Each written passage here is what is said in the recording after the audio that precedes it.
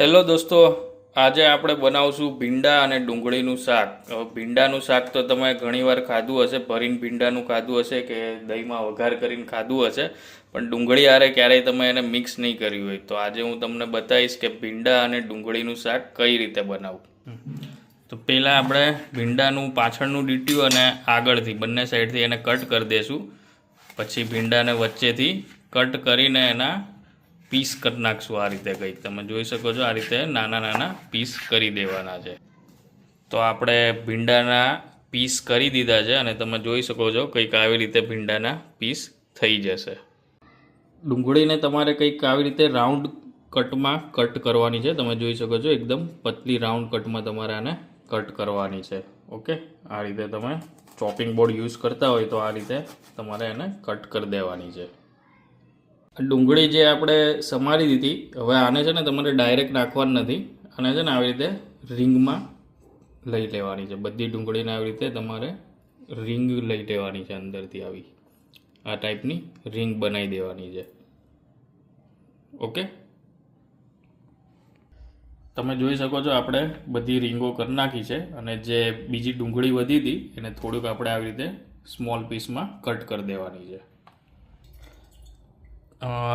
ભીંડાના શાકમાં એડ કરવા માટે આપણે લસણ ખાંડી લીધું છે. તમે જોઈ શકો છો અહીંયા લસણનું આવી રીતે તમારે ખાવણી અને દસ્તામાં ખાંડીને લસણને એમાં એડ કરવાનું છે. હવે આપણે શાક બનાવતા પહેલાં એક બાઉલમાં તેલ નાખી દીધું છે. હવે તેલ જ્યારે આવી જાય એટલે આપણે શાક બનાવવાનું સ્ટાર્ટ કરશું.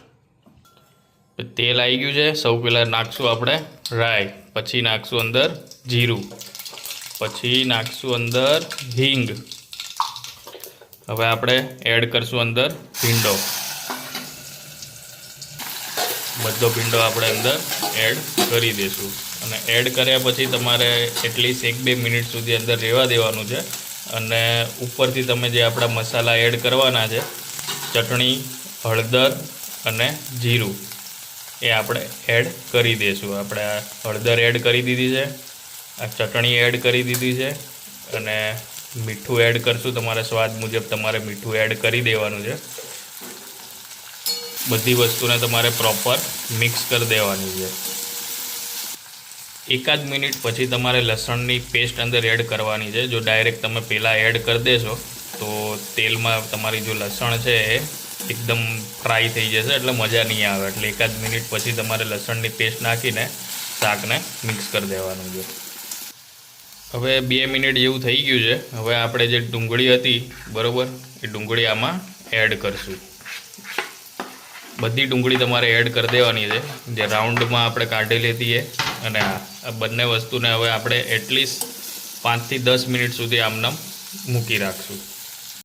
તો ફાઇનલી આપણું શાક તૈયાર થઈ ગયું છે. તમે જોઈ શકો છો ભીંડા અને ડુંગળીનું શાક કંઈક આ રીતનું તમને દેખાશે અને ખાવામાં પણ બહુ મસ્ત હોય છે.